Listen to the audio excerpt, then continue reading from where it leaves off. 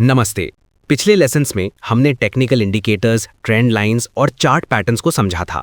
आज हम एक बहुत ही क्रूशियल टॉपिक पर फोकस करेंगे, एक ऐसा टॉपिक जो एनालिसिस से भी ज्यादा इंपॉर्टेंट है।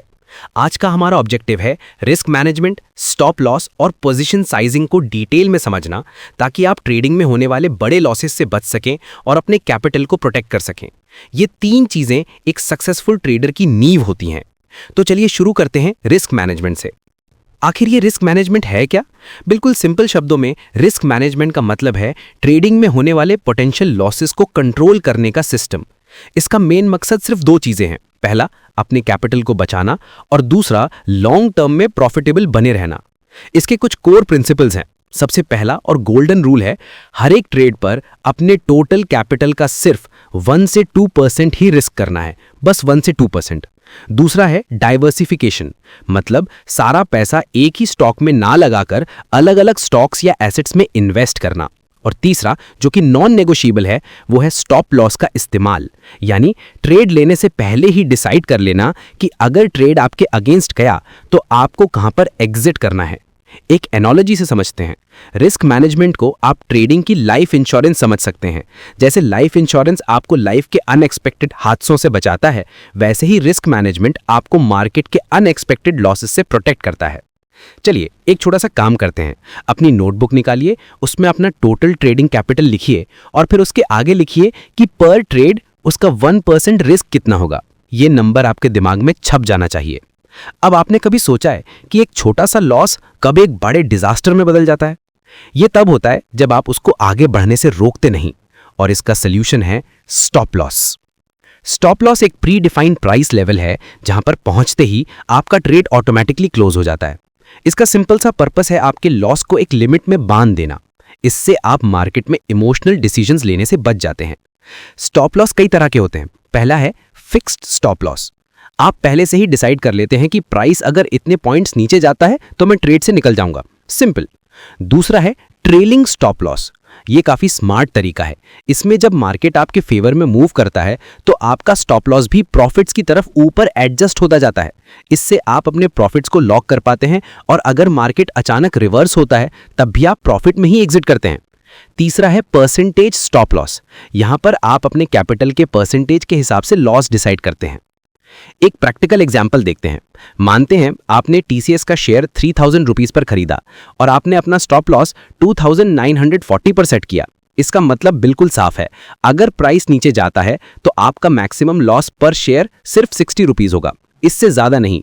आपने अपने लॉस को कंट्रोल कर लिया है। अब एक और छोटा सा टास्क, अगर आपके पास कोई डेमो ट्रेडिंग अकाउंट है तो उसमें एक ट्रेड प्लेस करके इनमें से किसी एक मेथड से स्टॉप लॉस सेट करने की प्रैक्टिस कीजिए। इससे आपको कॉन्फिडेंस आएगा। ठीक है, स्टॉप लॉस लगाना तो सीख लिया, लेकिन कितने शेयर्स खरीदने हैं? 10, 50, 100? यही सबसे बड़ा सवाल है जहां पर ज्यादातर लोग गलती करते हैं, और इसका जवाब है पोजीशन साइजिंग।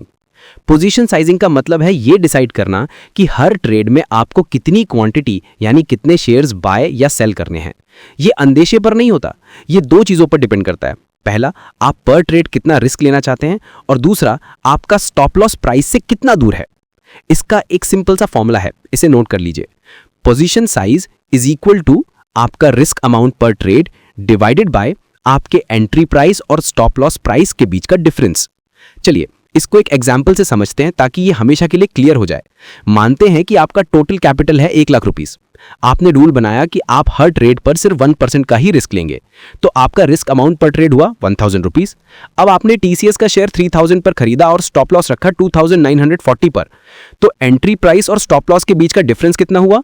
60 रुपीस। अब फॉर्मूला यूज करते हैं, position size is equal to 1000 divided by 60। इसका रिजल्ट आता है 16.66। तो इसका मतलब है कि आप इस ट्रेड में अप्रॉक्सीमेटली 16 शेयर्स ही खरीदेंगे। देखा आपने? अब आप अंधेपन में शेयर्स नहीं खरीदेंगे। आपके पास एक कैलकुलेटेड नंबर है जो आपके रिस्क को कंट्रोल में रखता है।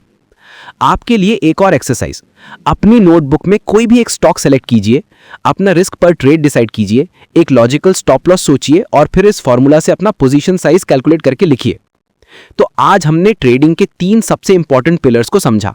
रिस्क मैनेजमेंट अपने कैपिटल को प्रोटेक्ट करने के लिए, स्टॉप लॉस अपने लॉसेस को लिमिट करने के लिए, और पोजीशन साइजिंग हर ट्रेड में आपको कितनी क्वांटिटी लेनी है यह आपको बताता है।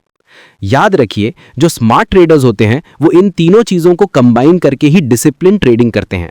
यही उनके लॉन्ग टर्म सक्सेस का सीक्रेट है। जाने से पहले कुछ बोनस टिप्स।